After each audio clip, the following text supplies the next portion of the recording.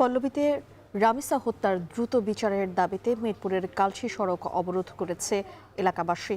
এ বিষয়ে জানাতে যুক্ত হচ্ছেন সহকর্মী ফেরদৌস রহমান। ফেরদৌস, একটু জানাবেন সড়ক অবরোধকারীরা কি বলছেন?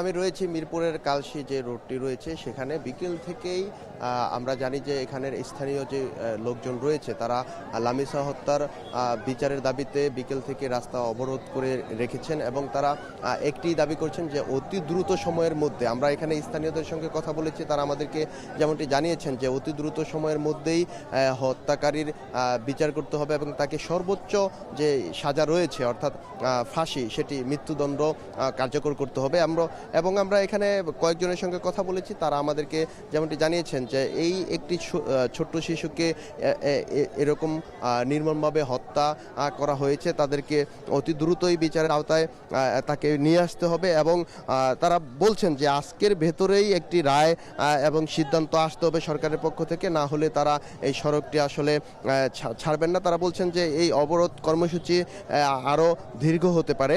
আমাদেরকে তারা আরেকটি বিষয় জানিয়ে রেখেছেন যে এই যে ছোট একটি শিশু বা মিরপুরের যে পল্লবী রয়েছে সেখানে আমরা জানি যে গত 19 তারিখে শিশুটিকে নির্মমভাবে নির্যাতনের পর হত্যা করা হয় গলা কেটে।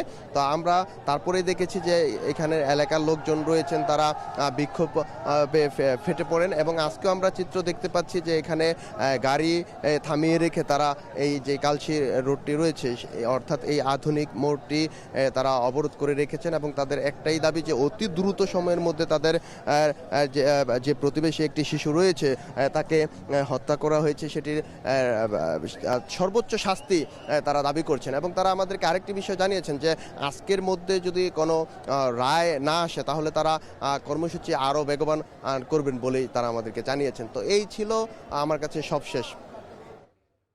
কালশী থেকে সরাসরি যুক্ত হয়েছিলেন সহকর্মী ফেরদৌস রহমান।